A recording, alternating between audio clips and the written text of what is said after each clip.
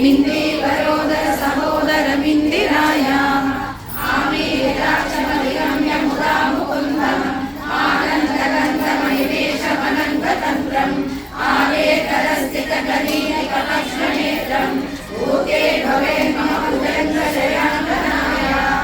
तासां भुजायनहितो रसिकैरभारे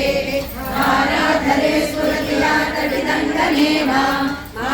समस्तजगतां महनीयमूर्तिः भद्रानिवेदि सतु भार्गवनन्दनाय भाव्यान्तरे पुरजितश्रितकौस्तुभेय